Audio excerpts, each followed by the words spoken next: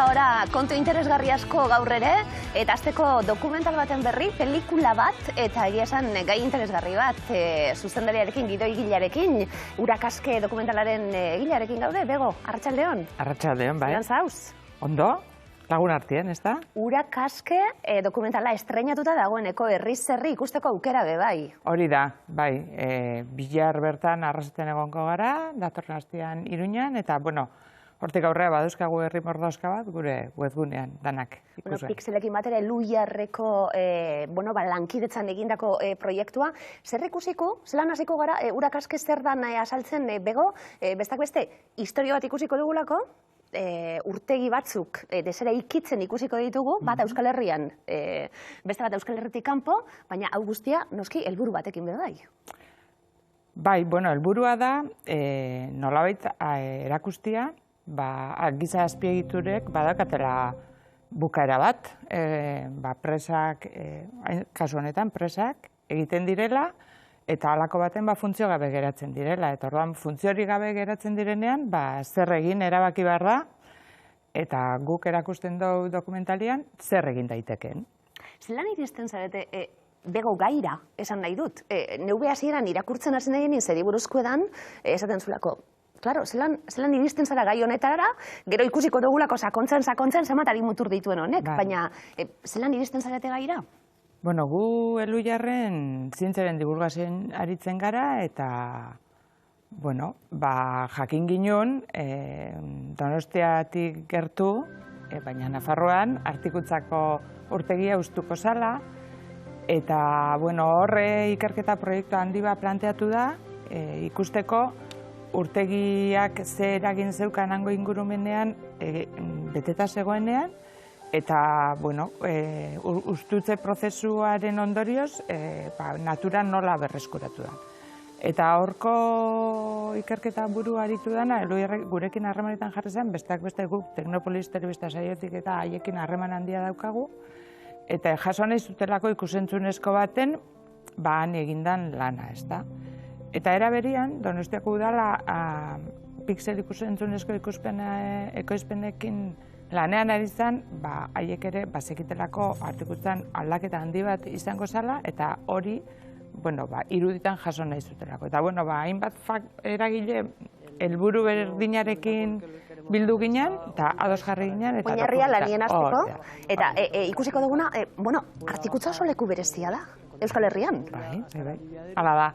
Nik uste dut Donostia eta Nafarroak jakinak Goizuetan dago, eta orduan Goizueta inguruko herriek ezagutzen dute Artikutza, eta Donostiarrek ere ezagutzen dute mende hasieran, 20. mende hasieran, erosi egin zuelako bertako hirira ura ekartzeko, baina nik uste dut handik kanpo ez dela oso ezaguna, eta badauka historia berezi bat, izan zalako garai baten horreagaren jabegoa, eta gero desamortizazioarekin jabego pribatura iritsi zalako, eta hor denetik ustiatu izan dalako, baina halako baten debekatu egin ziren, han giza jarduera guztiak, ura kutsatze zutelako, eta Donostiak ura behar zulako hortik hartu. Esango dugu irudiak ikusten gabiltzelako, Donostiako urak, Donostiako udalak erositaroain 100 urte, bertatik jasotzen dira, Euskal Herrian euri gehiz nahitzen dagoen lekuetako bat. Hala esaten da, Euskal Herrian ez bakarrik penintsulan.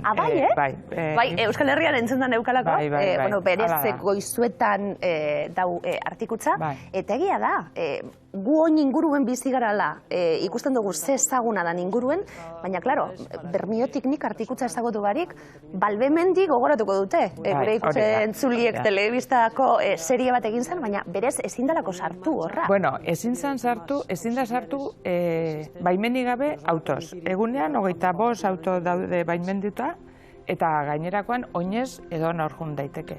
Eta lehen aipatu dut duela 100 urte erosuzula Donostiak, ura kutsatzen zalako jarduera guztiak debakatu zituela, eta, karo, 100 urte horretan erabat naturalizatuta ingurunea, eta orduan... Berreskuratu da. Hori da. Eta orduan, balio du Artikutzak ikusteko, uste zaionean, natura nola errekuperatzen den. Zeleko ederraganera, eta ikusten gauzena, Artikutzatik, erreka ezberdinek datoz, eta esango dugu, urtegia egiten danien, momentu baten dokumentalien izaten dalako, hau da, elektrikako sare bat izatien moduen, eta orduen urtegi bai hartzen mazu, karo, handik datorren arraine, edo handik datorren animalia, edo... Bai, ez daukan nondik. Urtegiak egiteko presa jarri behar dira, pareta handia kasu honetan 42 metro garaieko presa bat da, eta, karo, erreka eta inguru guztia eten egiten du. Errekak emariak dira, etengabe mugimenduan daudenak, eta hor pareta bat jartzen duzunean, ez gora ez bera geratzen dira, eta isolatu egiten dira, ibaien inguruan bizi diren populazioak. Eta ura kutsatu daiteke, esan duguna, ustiapena egon daitekelako inguruen, zikindu daiteke, bertan estankatuta dago ura bai. Bai, kasu honetan, Artikutzan meategiak egon izan dira, hango lurrak badauka mineralak eta orduan, uraren presioz eta udaran berotzen zenean eta hola, azpian metala reduzitzen eta ura kutsatu itezan. Eta uste dut, paseukala urtegi horrek, urtegi hortako urak, metal arazo batzuk. Dena den, ez da ustu kutsatuta zeolako, baizik ustu da urteetan erabili gabe egondalako, arazoak zeudelako handik kilometro batzutara Ainarbeko urtegi egin zalako, bere garaian, eta orduan handik aurrera Artikutzakoak bere funtzioa galdu zuelako. Pausuz pausu joango gara, esan dugulako hemen protagonista asko agertuko direla, eta artean animalia batzuk gero aurkeztuko dizkizu egunak, baina ikusten gauz, dokumentala zelan egindan, adituak, bisitariak, angota hemengo jendea, zelako izan da lan egiteko prozesua bego, zer ikusiko? Hor, ikusten duguna da urte askotan zehar, hor lanean aritu diren zientzialarien lana. Hor ikertu dute urtegitik botatzen zen gazak zintzuk ziren, hor jakin genuen, ni asko harritu nintzen, urtegitatik metanoa jaurtitzen dela. Ikertu dituzte arrainak, ikertu dituzte bornogabeak, landareak nola berreskuratzen den, eta besteak beste, ikertu dute ustuketak Artikutzan dagoen harri bitxi baten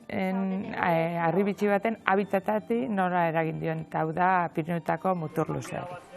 Eta, ikusten dugu gauez zintzelariak nola haiek animalitxo hauek garrapatzen saiatzen diren, eta, hori litzateke Artikutzan ikusten duguna. Artikutzan, hau guztia esan duguna, iruditzen zaidalako ikuspegi aldaketa bat ala, oso ondo hartutako ikuspegi aldaketa bat, ikusten zorain arteko, politikek eta jarduerek eraman dutela onelako lekuek galdu aldiela, eta orduen orain, urtegia uzten badugu, apurtzen badugu, egiten badugu bestelako naturak bere lana berreskuratzie, bestak beste esan dugu, mutur luzea oso berezia dan animali txikitsu bet, 70 gramo hori zemata.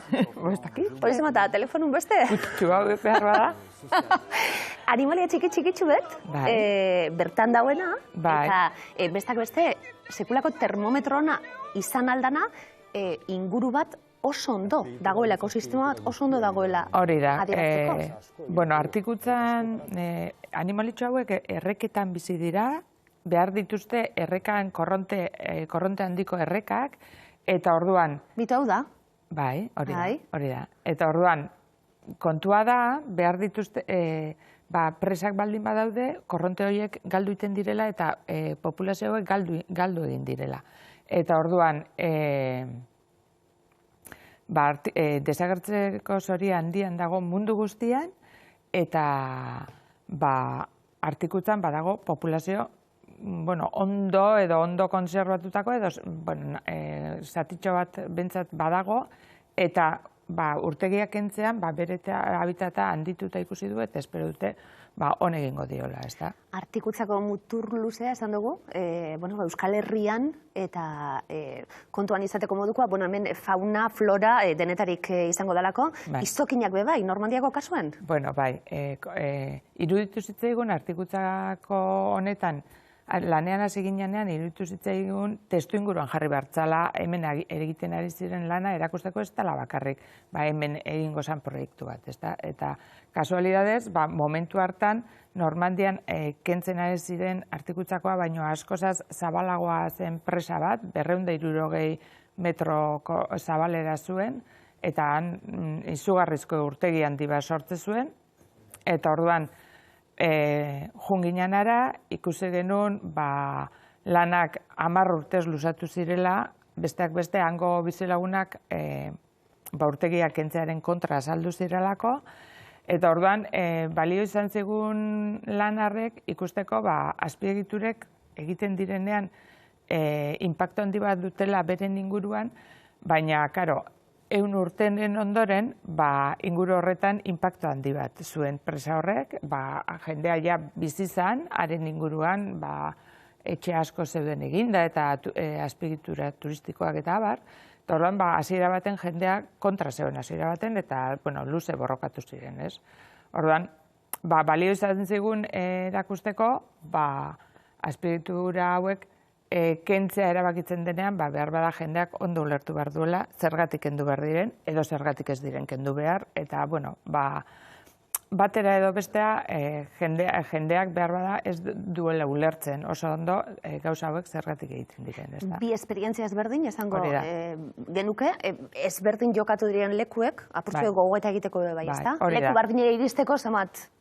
Hori da, eta han guztiz kendu da presa, hemen oraindik zuti dau, artikutzan presa ikusten da besteak beste kentzeko prozeso horretan luze jo duelako, eta Normandian izugarrizko lan ikusgarri bat egindak, dana kentzeko, Frantziako gobernua 50 milioi gastatu ditu hango lanak egiten, eta helburua izan da, erreka oztopo gabe ustea, eta bere garaian izokinak sartzen ziren ibai hartara, Europako izokin ibai handienetako bat eta hobenetako bat zen, presak egin zirenean izokinan galdu egin zen, eta espero dute lan hauek, bestak beste izokinaren buelta ahalbidetuko dutela. Iruditzen zait, diez gai batzuk, bego inoiz esune pentsaten, ez dakit, urtegi bet dau, apurtu, azpiegitura hauek kendu, natura berreskuratzeko, ez duzu pentsaten, azten zara ikusten dokumental apurtxu bet? Zesatezu, guau, ze gauze garrantzitsu, Bueno, batez ere kontutan izaten badugu, Gipuzkoan bakarrik 1000 presa daudela erreketan, erabilerarik ez daukatenak. Jakina, ez dira artikutzaren tamainakoak, baina hor daude. Eta Europan 1.000.000 bat baino gehiago daude. Bere garaian egin ziren, hidroelektrika txikiak dira, edo auskalo errota baten ondoan eraiki zirenak dira, edo auskalo, eta funtzioa galdu zuten, eta hor geratu dira. Eta behar bada, gure inguruko errekak duela 50 urte, edo 40 urte erabat hilda zeuden, eta hor presak egotea edo ez egotea etzekan garrantzian dirik, baina, zorionez, garbitu dira urak, errekak nahiko ur garbia daukate gaur egun, eta behar bada pentsatu beharko genuke zer egin gure etxe ondoan dauden presa guzti horiekin, eta nik uste dut zer egin erabakitzeko, pixkat gure dokumentalak balio lezakela. Izan daiteke dokumentala helburu horrekin, esan nahi dut, hau, herrizetan emoteko, non ikusi aldan galdetuta, esan dugulako, eskatu alda, ez dakitze, aurkezpenak eta zelan planteatzen dien, azalpen txiki batzuk edo, bai iruditzen zait, herrizen egon da, pare bat lagun joan da, eta hau ikusita, ematen duela gogoetarako eta debaterako eta pentsatzeko eta... Gu herri batzutara joan gara, eta batzutan haiek eskatuta, olako oso salditxo bat egin izan dugu. Eta, azken finean, guk Eloiarren zientziaren dibulgazioan lan egiten dugu, eta zientziaren dibulgazioaren helburua da jendeari tresnak ematea, egiten zaizkigun zientzia edo teknologia proposamenen inguruan erabakiak hartzeko, ezta? Eta orain Gipuzkoan badaki dagoela egitasmo bat hainbat presa kentzeko, eta Gipuzkoatik kanpo gure inguruan hainbat presa kendu dira, eta, bueno, horiekin zer egin edo zer ez egin erabakitzeko baliagarri izan daiteke. Gero, natura esaten dugunean da biodibertsitatea eta, klaro, mundu mailako pandemia batetik gatoz eta konturatzen gabiltz, ze garrantzitsua da hau dana. Esaten dugunean gizakizok bagabiltz, gure jarduerarekin eta gure ekonomiarekin eta gure hazkunde tasarekin orain barriro be oso kezkatuta, baina, klaro, erreki ondo espadabil eta errekako animalizek katia apurtuten bada momenturen baten, dinot, dana lotuta dau, ingurumenarekin, dana lotute dau, iruditzen zait, honelako, ez dakit txipa jarrita daukagun gizartien, oso garrantzitsua dalako biodibertsidadie zenbat eta zabalago, ustez, badau txipori gure gizartian, adituen artean, zientzialaren artean eta adituen artean dudagabe. Eta nik uste dut, pandemia garaian, pandemia aipatu duzu, behin eta gehiagotan adieraz zaigu garrantzitsua dela biodibertsitatea, nolabait pertsonok seguru bizializateko lur honetan, ez da? Eta biodibertsitatea esaten denean askotan pentsatzen dugu tigre zoragarri batzutan, baina mutur luzea bezalako gauza txikiak dira biodibertsitatea, edo ez dakit, bestelako ugaztunak izan gabe, ornodunak, edo landareak, eta guzti hori da guri biodibertsitatea, eta biodibertsitatea aberatsa bada, esan hori da, gure habitata seguruago izango dela, eta gaixotasunik gabe bizi izango garela. Zalantza barik, bat ematek interesa daukana, zeuekin harremanetan jarri, eskatu, berrietan proiektatzeko eta bar, eta norra animatu beharko litzateke ikusten? Bueno, ikustera animatu nahi nuke, naturan interesa daukan edo zein, bere inguruagatik interesa daukan edo zein, eta ikusentzunezkoak orokorrean interesatzen zaizkionak, zein ikuste dut ikusentzunezko bezala dokumento eder bat egiten saiatu gara, eta uste dut merezi duela. Musika oso ona daka, Igor Arroiok egin du, irudia Juantxo Sardonena da, oso ederra da, nik uste dut merezi duela. Bueno, Bego, agurtuko zaitut, eta hurrengo gonbidatua kaixo esan aurretik, aprobetxatuko dugu, irudirik ez dugulako ikusi, ikusi da, ia trailerra ikusten dugun, eta gure ikusentzulek ikusten duten, entzuten duten, azkenien ze musika, eta ze testu ederra bai, Miren Gojenolaren, ari hilkatzen ditu, gai ezberdinape bai, eta, esan daku, oso gustora ikusten den lana. Eskerrik asko, Bego. Eskerrik asko, zeuri, ona gonbidatzagatik. Eta esan daku, hainbat herritan ikusgai urakaske dokumentala apurtxo bat ikusiko dugu, eta agurnek hau beka daukagu zain. Eskerrik asko, Bego.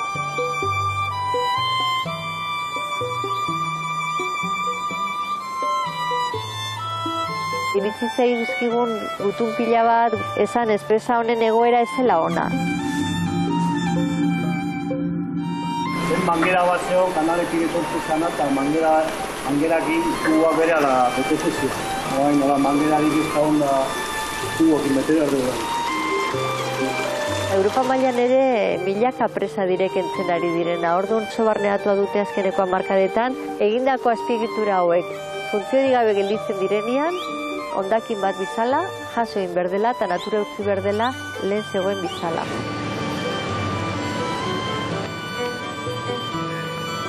Les barrages, ils affectent les hydrosystèmes de plusieurs manières, que ce soit sur le plan écologique, mais aussi sur le plan géomorphologique et sur le plan social. 23 millions de mètres cubes d'eau disparus, une honte! Azpiegitura, giza azpiegitura guztiak dira mugatuak. Enpresa asko egin ditugu, gauza askotarako, horietako batzuk funtzio galduko dute, eta beste batzuk haien funtzio galdu ez, baina hasiko dira egiturazko arazoak izaten. Porlana ez da betirako. Mutur luzeak pairatzen dituen mehatxuak asko dira, ez dira soilik resak edo horrelako oztopoak, Eta animaliatxo hau bada, habitat guzti hauetako harribitxi bat, azkenean bera kontserbatzen ari garenean, ez dugulako bera bakarrik kontserbatzen, bere ingurune guztia kontserbatzen ari geralako. Tener desmanes en una cuenca fluvial es garantía de ese escenario deseable que perseguimos con aquello que llamamos la conservación de la naturaleza. Triunfamos. Bortxo bestak beste, mutur luzearen bila artikutzako errekan eta esan dakoa, zeuen herrian aukera izan ezkero, proposamen zalantzabarik kontuan hartzeko modukoa, urak aske dokumentala. Bestelako kontu bat, hizkuntza eskubidei buruz hitz egin behar dugu, hizkuntza eskubideen behatokiak 2021ko aurreko urteko txostena aurkeztu berri du, argitaratu berri dute, hainbat daturekin eta txukun txosten horretan zer datorren jakin nahi dugu, eta horretara Agurne Gaubekarekin bat egingo dugu, behatokiko zuzendaria bera. Agurne, arratsaldeon. Bai, arratsaldeon. Zelan zauz Agurne beti ederrazu ikustie? Ederto bai, berdin. Edurne, Agurne, aurreko urteko txostenarekin eta aldaketak 2020arekiko, 2020 badakiko pandemia urtea izan dela eta apurtxu bete berezia izan dela, baina hizkuntza eskubideen urraketa igo dela, esan genezake? Bai, 20. txostena dugu, behatokiak 2021an ere 20 urte bete zituen. 20 urtetan milaka eta milaka izan dira gure gana jo duten herritarrak beraien hizkuntza eskubideak urratu zaizkielako batik bat. Eta argi dagoena da, gauza asko gertatu direla, ez? Egia da azken urteetan, COVID gaitzari lotutako goraberek ere 2021an ere izan zuten eragina zelan, ez? Hor izan dugu txertak eta prozesu guztia, osasungintza edo bestelako administrazioko egin beharretan, ez? Zenbat harreman izan ditugun administrazioekin edo enpresekin, eta horre guztiak ere argi dago eragina izan duela hizkuntzarekiko ere, ez? Askotan hori aipatzen genuen pasan urtean ere, presa sartu zaigu, jendeak azkar behar du informazioa, azkar egin beharreko guztiak, eta guzti horretan hizkuntza nola bigarren maila baten geratzen denez.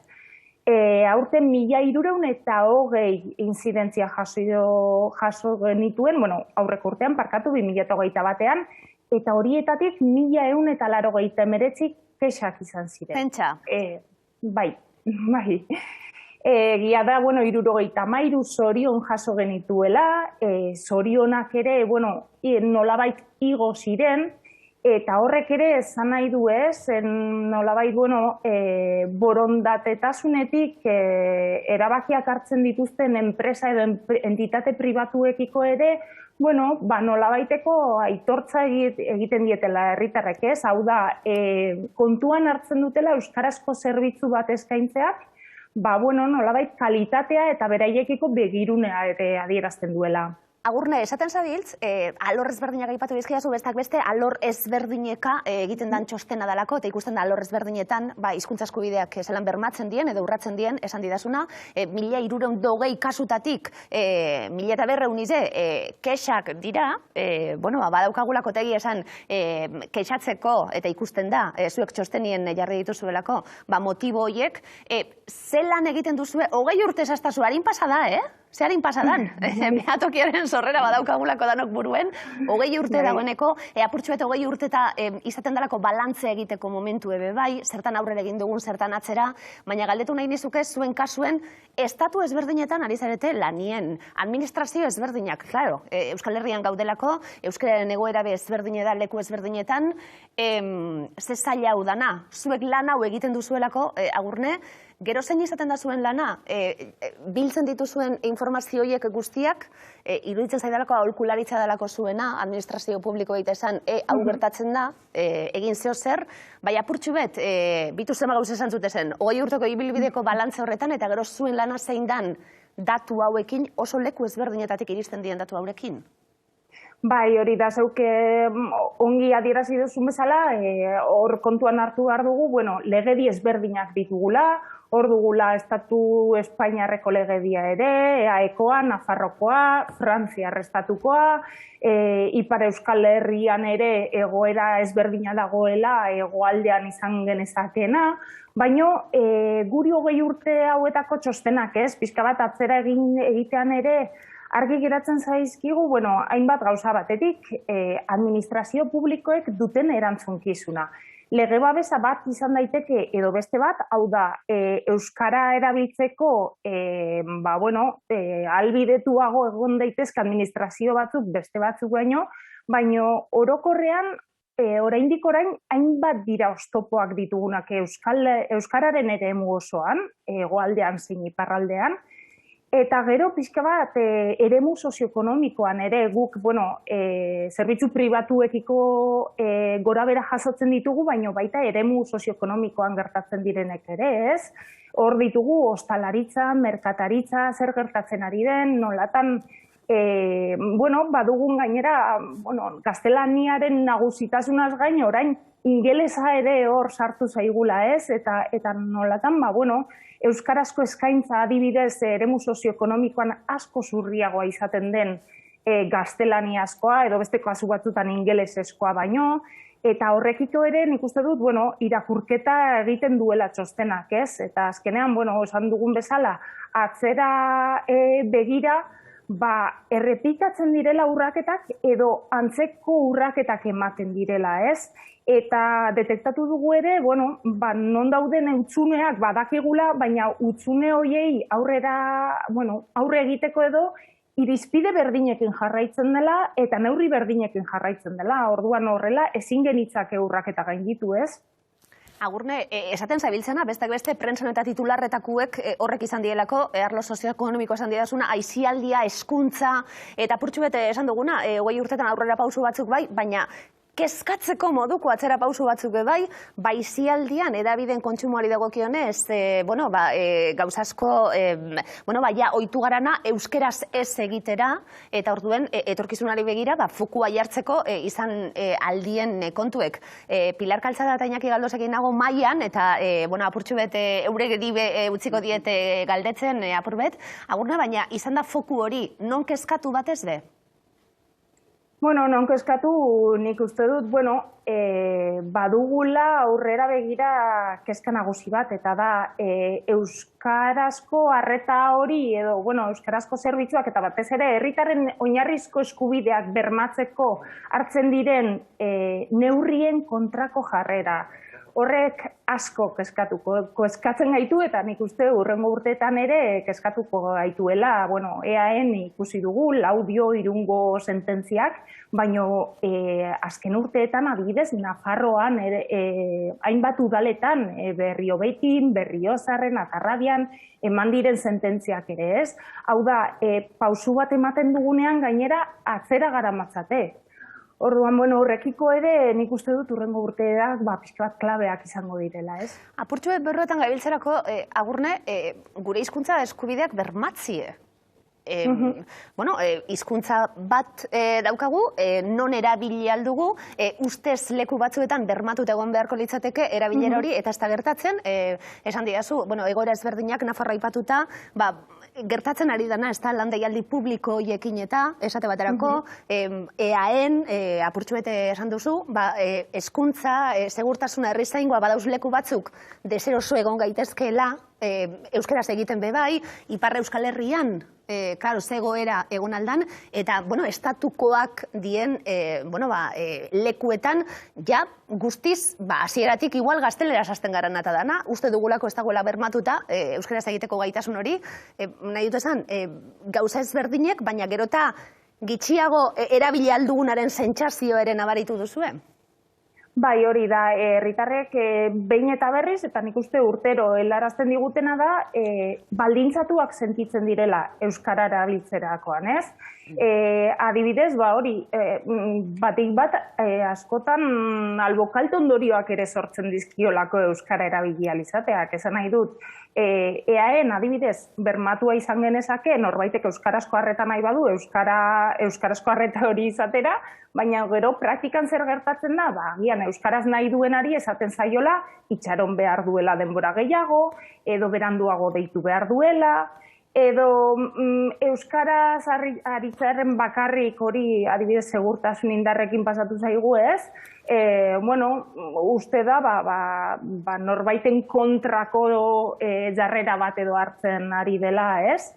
Eta gero nik aipatuko nituzke ere, administrazioek dituzten irizpide ezberdinak kokalekuaren arabera, ja ez bakarrik administrazioaren arabera.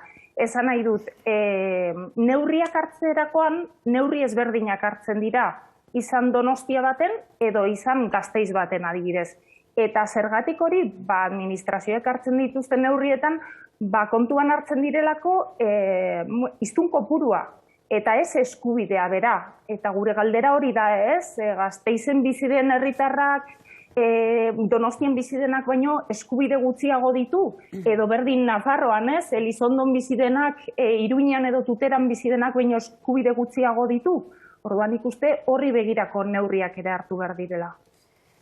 Baina justu ere, nik horren inguruan gogoeta eskatu nahi nizun, ez da izan ere kontatzen ari zarenaren gatik eta zoritxarrez herritar modura daukagun esperientziaren gatik ere esan dezakegu, iaia kode postalaren araberako eskubideak aitortzen zaizkigula, ez da, nun bizi garen, eta horrek ere neurri handi batean herritar modura ere gure eskubideen aldarrikapena egitea eta gure eskubideak eskatzea horretan ere zaildu egiten du, jakin ere askotan ez dakigulako zertan gauzatzen den. Eta iturak aldatzera bultzatu segurazki. Bai, orduan askotan ere esango nuke batak bestea ere badakarrela, ez da? Oso egoera oso anitza da, eskubidea baino gehiago egoerak baldintzatzen du, edo pertsonari dagozkion eskubideak egoera edo lekuaren arabera daude, normak eta legeak ere askotarikoak dira,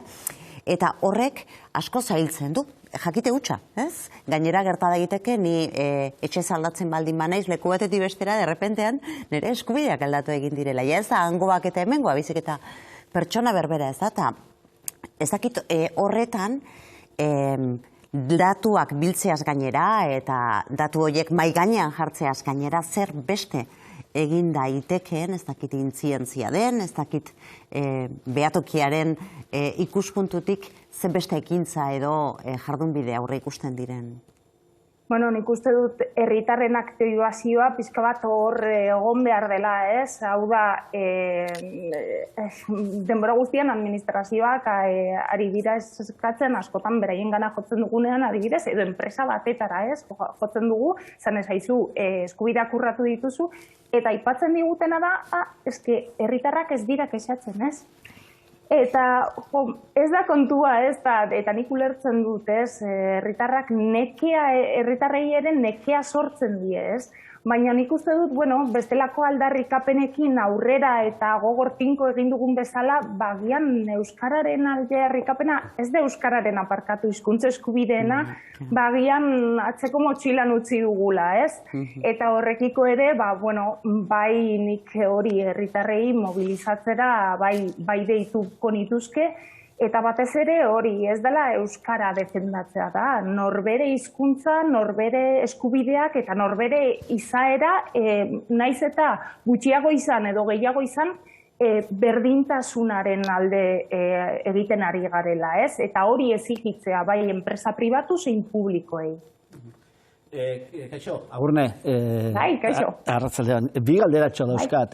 Alde batetik, aipatu duzu igoerarena, 15% igoera izan da, aipatu duzu baita ere, 2020 urte bereziagoa izan zela 2021 baina baldago susmoa igoera neurri batean dela jendea gehiago animatzen delako, ez egoera okertu delako. Badagoela, galdera da, ba ote dago joera bat gehiago salatzearena, o intzidentziak, o soriantzarena, esan nahi dute, joera hori ikusten alda. Esan nahi dut, nahitaezko ezin da izan, igoera gauza okerrago doala den seinale, ez? Esan nahi dut, somatzen duzuen, jendearen joera, jarrera gehiago salatzearena edo inzidentziak adieraztearena den. Eta bigarren galdera, zera, 1320 inzidentzia jaso dituzue, hauek okerrez banago da behatokia jasotako inzidentziak. Jakin nahi nuke, ea badakizuen erakundeetan edo arartekoan edo zenbat kexu edo zera adierazten diren hizkuntz zera eskubideen urraketa buruz. Adibidez, ni neuk salatu izan ditut eskubideak erakundeetan, gutunen bidez, edo han bertan adierazi dut, baina nik behatokira ez dut inoiz jo, eta ziurrezki gaizki egin dut. Baina esan nahi dut,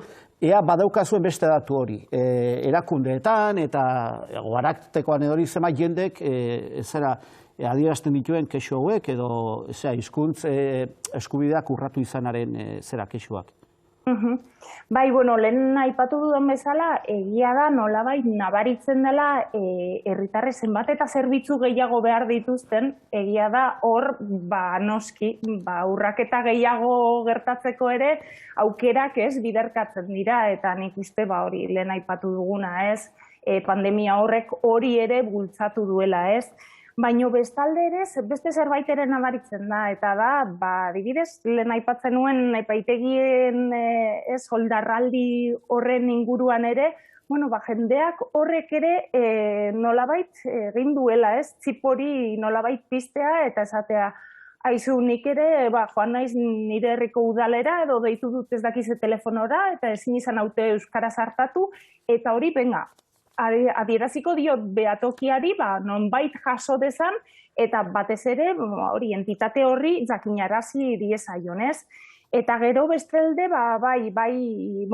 behatokiak jasotzen dituen inzidentziaz gain, badaude administrazio publikoetatik, EAen adibidez, elebideren zerbitzuak ere badaude, eta badakit, ez dakidana da ze kantitate, baina badakit beraiek ere horrelako antzeko kexak eta zorionak, zorionak kasunetan ez, baina antzeko ez, lege babesari lotutakoak gehiago, EAeko lege babesari lotutakoak jasotzen dituztela, eta gero hori guk EAeko arartekoa eta Nafarroko arartekoarekin ere, kasu asko konpartitu izan ditugu, eta lankidetza harremana ere badugu.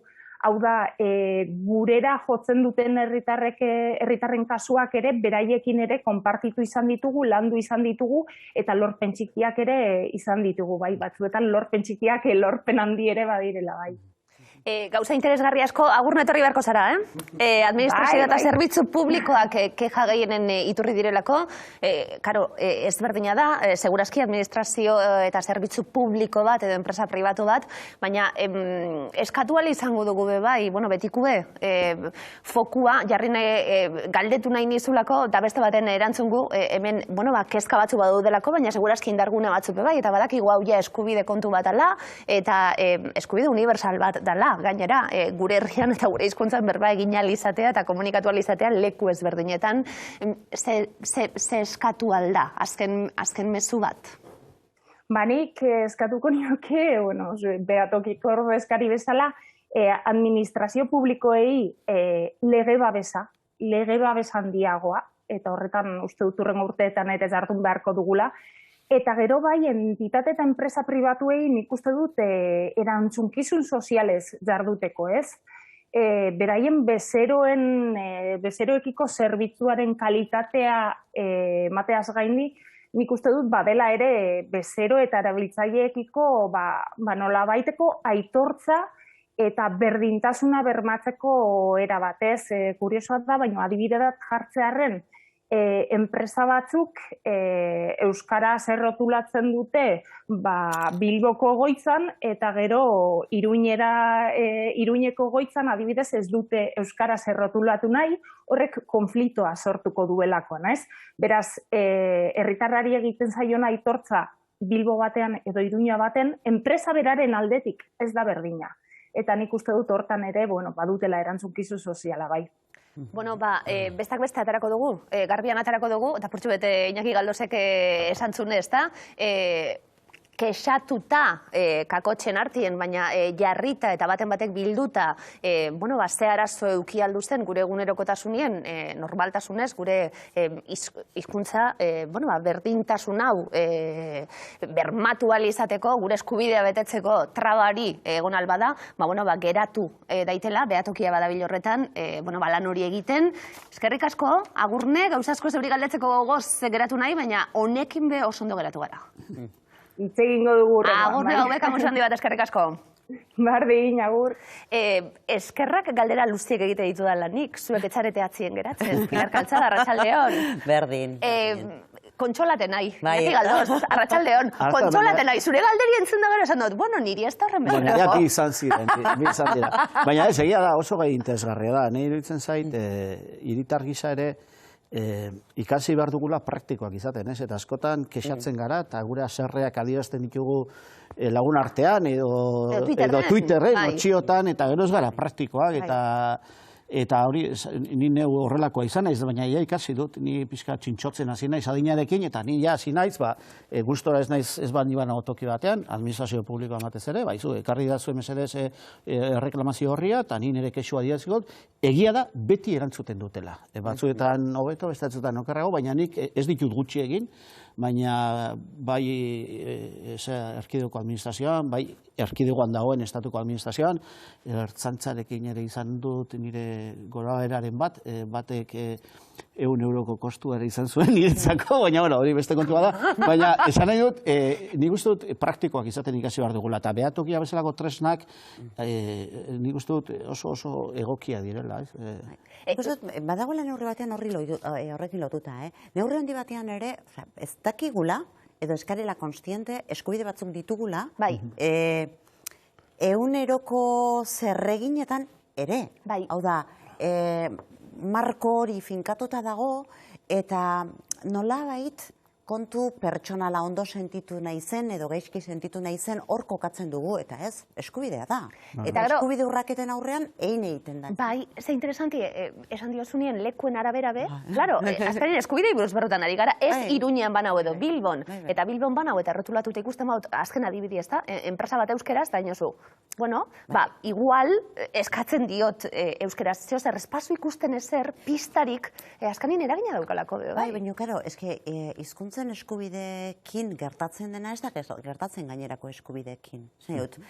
Pertsona kopuru bat egon behar du eskubide hori bermatzeko, eta euskerarekin ala gertatzen da, eta gainera, kasu askotan, ez da kopurua ere, baizik eta kopuru horrekiko pertzepzioa. Seguru nago, Bilbon euskeraz, baina Iruñean gaztelaniaz errotulatu duen enpresak badakiela euskaltzale komunitate handia dagoela Iruñe herrian, baina pertzepzioa du kopuru hori ez dela nahikoa izango gatazka ebitatzeko, ez da? Eta hor hartzen du erabakia. Eraman dezagun jokatzeko modu bera beste edozein eskubideetara, beste edozeinetara. Neri ez dagozkite eskubideak, nahikoa jende ez dagoelako zure inguruan.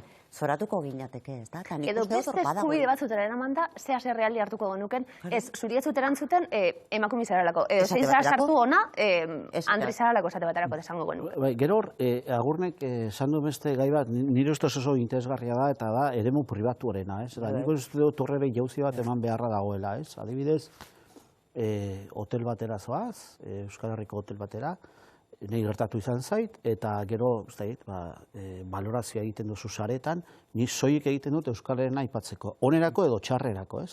Eta horre beti erantzuten dute, baina nik uste dut demagun, Baionako hotel baten pasatzen duzu gau bat, gau romantikoa, por cierto, baina hori beste kontu bada, eta ateatzen zeran di... Ertzainarekin, Ertzainarekin, 100 euroko isunak, Baionako hotelaren... Bakeak egiteko. Prezioa bertxua, gau bat ez da isuna, baina zen idut, eta jartzen duzu, ez? Euskeraz gainera, ez? Oso gustora egon gara, eta lastima euskaraz ez jakitea eta hori ez. Eta erantzuten dizute.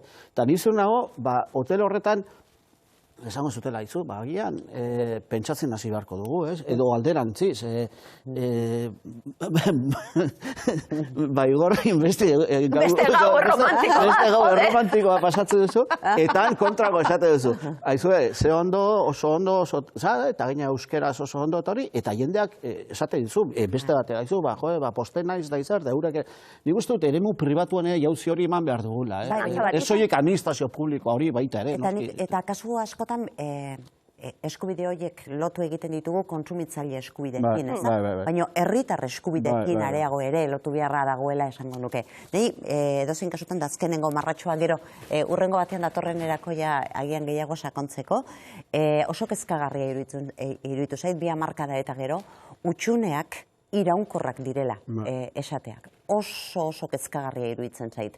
Ze diagnostiko nahikoa badaukagu, baino ez da horrengargi ikusten, diagnostiko horretan ondorioak atera, eta bereiziki neurriak jartzeko kapazote garen. Eta dinamika, ematen diogula erantzun bardine, testu inguru ezberdinetan erantzun bardin bat, ez duena, fruiturik atera, eta jarraitzen dugu erantzun horrekin aldatu beharko da. 20 urte eta gero, ikusten baldin bat dugu. Edo modutan, pixka bat, barkatu, pixka bat, mezu maikor bat botatzeko, nik uste dut onartu behar dugula sekulako aurrera pauso eman daila Euskaren erabilpenean, administrazioan, izugarria da, hori ere, esan nahi dut, oraindik asko dago egiteko, eta salatzeko, eta horregaitik dira behatokia bezalako lana. Hortan zalantzarik ez, Inbidia apur bete mangotzetia.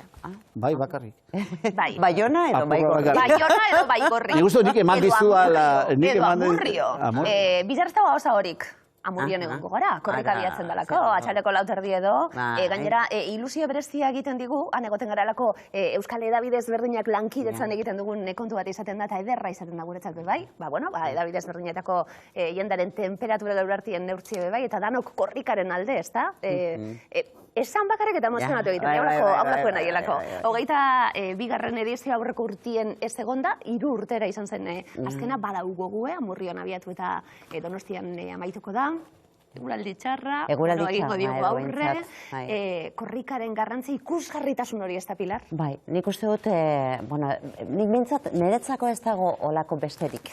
Gure artean, ere inguruan, eta niretzat pertsonalki ere bai, esperientzia pertsonaletik abiatuta, ez dago korrika bezalakorik, niri bentsat eragin izan didanik, nire bizitzan zehar, gero etxekoen artean ere bai, berdin, oso berezia den zerbaita niretzat, eta 2 urte azpen, 3 salbuespen, itzordu horretan, oso bestelakoetan agian goraberatsuago bihurtu naiz, ezta? Baina korrikarekin ez, korrika pasatzen denean egon beharra dago. Eta metafora hori, izugarria da. Azkenien zazpi lurralde, Euskal Herria ez zelan ulertu aldan, ezta? Zazpi lurraldetan Euskaraz etengabe jendea horri bultzada emoten mugimenduan, azkenien oso metafora ederra dalako. Izugarria da, ez? Nik uste dut korrikak lortu duena 1980an oinatin hasi zenetik izugarria da lortu duena, ez? Eta nik uste dut ikuspuntu gizarte kohesioaren ingurutik, nola mugak hautsi dituen, mundu osoan, mundu akademikoan ere ikuspuntu antropologiko batetik aztertu da, imitatu da. Egia da, eta onartu beharko dugu, izan zituela hasierako urteetan horrelako ikuspuntu politiko batetik, nik batzen dut, mezua aldatu zenean, edo Eusko Jaurlaritzako batzuek ez zutenean babestu nahi, xestra politikoak, dena orduan dena kutsatzen zutenak, baina demoraren poderioz lortu duen babesa eta onarpen soziala izugarria da. Alegin handi egin da guztien aldetik, eragile danan aldetik hori holan izateko, baina egia da, lortu duen babesa datiek zabalik danantzat. Eta Pilik esan duena, nik uste dut, jende denak egon nahi duela bere harriti pasatzen denean, den orduan dela, egoizko bostak, egoizko laurak, orduan arabera, norberaren humorea ezberdina izaten da. Gau romantiko moztu edo ez, bai. Baina bai, izugarria da, ez? Eta nik uste dut lortu duen arrakasta, eta berriz diot, nik uste dut mundu zabalean ere jende asko fijatu da momentu. Nik uste dut gainera lortzen duela ez bakarrik belaunaldien arteko zera hori, izugarria da, sektore guztiak, benetan gizarte kohesioaren ikuspuntutik, nik uste dut, mugimendu honek egin duen ekarpena izugarria dela, eta ez daukat bat ere zalantzarik aurtengoak ere ikusaraziko duela hori, ez da? Baina oso bitxia da, zen erietzeit besterik imaginatzen, agian batzuk oso militante direnak berdin jokatzen dute bestelako ekimenetan, baina euskararen gandik urrutixiago dagoen jendeak ere begiratzen du eta gure herritan zein ordutan pasatzen den, eta tokatu egiten da, zenbat aldiz entzun dugun hori, ez da? Ze ordutan tokatzen zaigun, ez da duda egiten dut aizu, izaldea denezkero paso egingo dugu, ez aizu tokatu zaigu, eta ulertzen zaio logika hori, ez da? Ikusi dut oso ondo konektatu duela. Aurtengo leloa, hitzekin, azken indalako hitzekin, edo hitzekin, hitz joku hori, jokuak eta egiten direlako, hitzekin hori, ekiteko lelo hori da, Iñaki Bebai, plazara? Ja, etxien egon gara, danok, eta Euskara plazara ateratzeko momentu da, alkar entzun, alkar kontagiatu esaten gabiltzena. Bai, nik uste dut, leloa ere oso polita dela, abestia ere bai, diseinua, ikusten ari gara horratzean, oso polita da, ez? Eta, zera, nik uste dut, korrikako edizio bakoitzean, mapa ikusten dugunean, herri askotan pena hartzen dute euren herritik ez delako pasatzen, ez? Da, saiatzen dira zerbait antolatzen, alboko herritik pasatzen denean, gero herritan sortzen diren dinamikak, ez? Soilik korrika pasatzen denunean, ez? Kultur programazioa, eta ez da, izugarria da, ez? Astindu nola ikan du. Anekdota pertsonalik, jake gaur dibana jarri dugun. Zurea romantikoa. Bai. Ez da, hau? Anekdota pertsonalik? Baina nik romantikoa entzun nahi dut horrena. Gero neria... Bueno, esango izuet, ni... Ez gintze bat ez.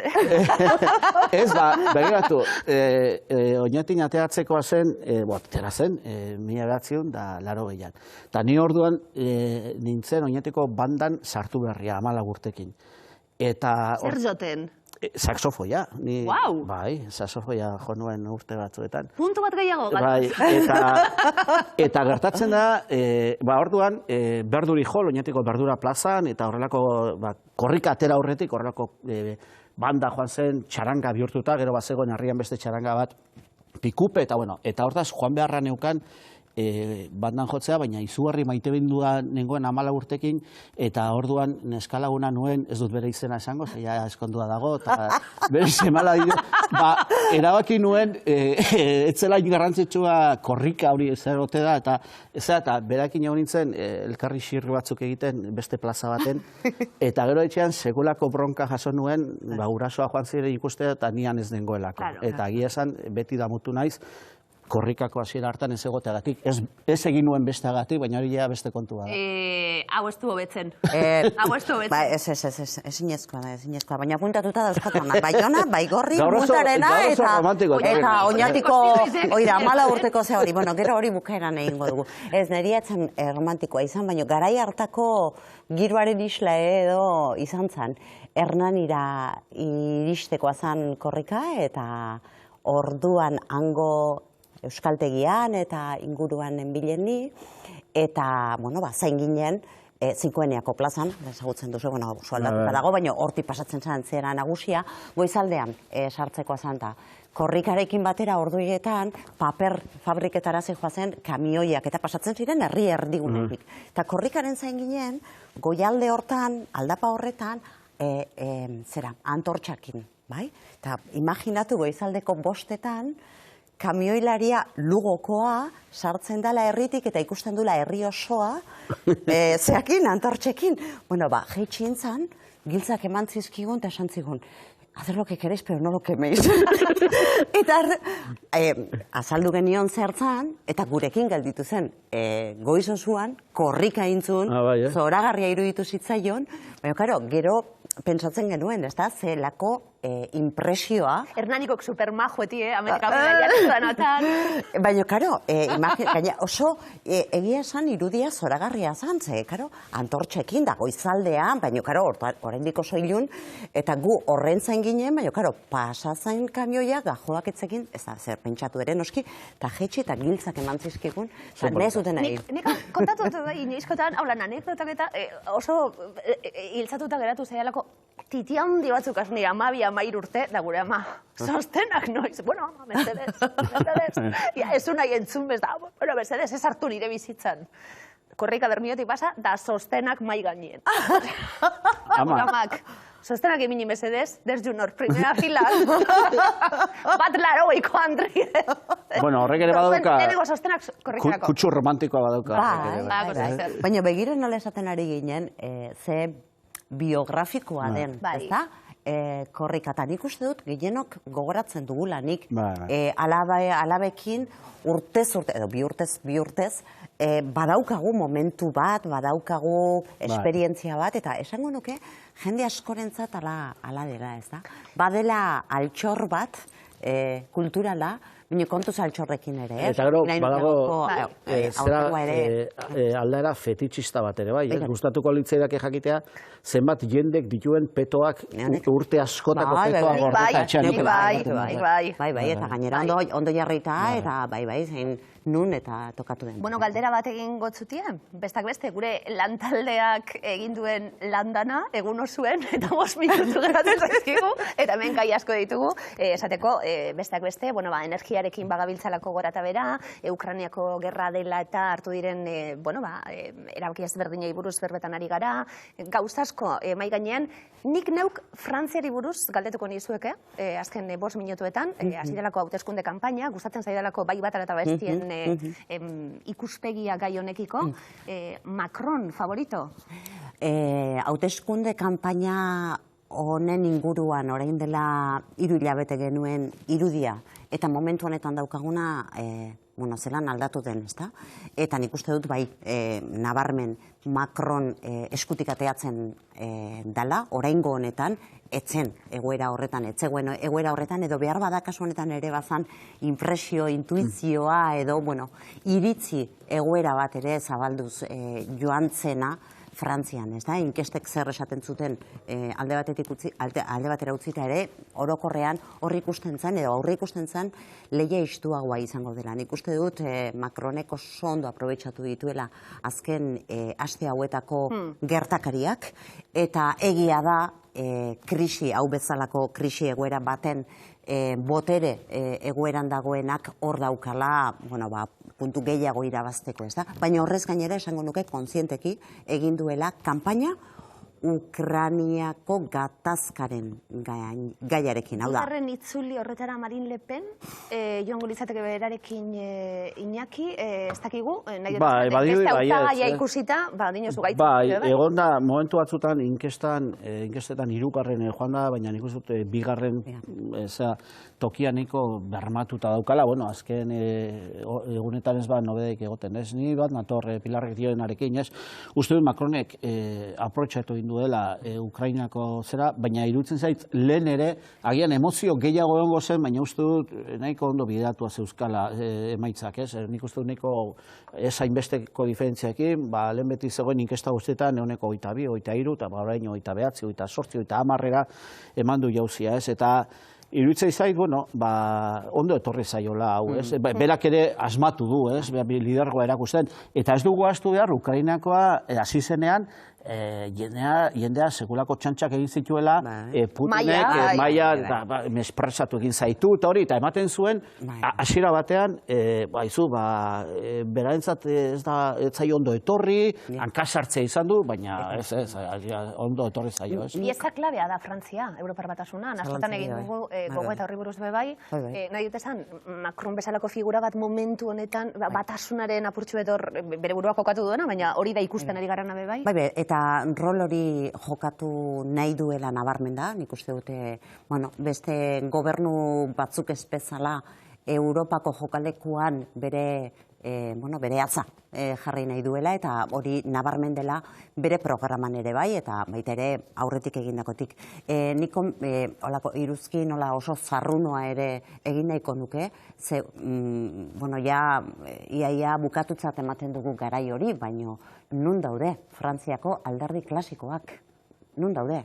Ez daude inolaz ere, orain dela, 6 urte, 8 urte, espero genuen tokian, eta ze bizkor aldatu den ez bakarrik panorama, alderdien panorama, eta horrekin batera noski panorama politikoa, soziala, nahi den guztia, ez da? Baina baita ere ordezkaritza politikoaren kultura. Frantziako hauteskundeak beti ikusi izan ditugu beste lurralde batzuetatik, pixka bat eskola politikoaren zera bezala, ez da? Agertoki bezala, eta azkenengo hauteskundeak ezkerostik, hau da Macronek agintea lortu zuen momentuan, esan genuen, legealdi hau alako froga moduko bat edo izango zela. Frantzia kapaz otezan alderdirik gabeko alderdi erregimen berri bat sortzekoa, eta itxura guztien arabera ondo atera da. Bai, baina nabarduratxo batekin, ez dezagun ahaztu, azkenengo udal hauteskundeetan beraldi bat izan zuela, eta orduan alderdi sozialistak eta eskuina republikanok eta izan zutela horrelako susperraldi bat, eta esan zen, agian ez daude hilda, baina orain ikusi da. Eta orain ikusiko dugu. Baina dago adibide bat, zuk esaten duzuna eragusten duena. Eta da, Jean-René Etxegaray. Jean-René Etxegaray, eskuin klasikoko bateko kidea zen, utzi du eta Macronen alde egin du. Esan dut, iparraldeko lehendakaria eta Baionako alkateak eman duen urrats horrek dena esaten du. Puzle eta taula bera, erabat zartatu egin zuten, eta itxura guztien arabera konsolidatu egingo da, ikusiko dugu. Datorren aste arte, ez zaituztet agurtuko, bestak beste Euskal Bizikletaz gozatzeko aukera egongo dalako datorren aste Euskal Telebistan arratsalietan, ez da ozta egongo, baina bueltatuko gara. Pilar Kaltzat, eskerrik asko. Mila esker, Iñaki Galdos, eskerrik asko. Bizikleteru ebazara? Pixka bat, bai, gustatzen zaite hori ere, bai. Binakako finala dauen lekuen. Hori da, Binakako finala, eta... Bai, ez da? Bai, polita dator gina finala. Polita dator, oso polita dator. Ez dira itxine bi favoritoak, baina, bueno, izo. Ba, niriek bai, bitu, zortzedunari. Bai, hauekin ere gusto, Eskerrik asko, Pilar, eta Iñaki plazer bat, eta esan dakue, datorren artean Euskal Bizikleta egongo da, biharra osa horik ez, besteak beste, korrika abiatuko dalako Amurrion, eta bertan egongo gara zuzenien, ze placer. Zuek bestalde horretan, gero arte.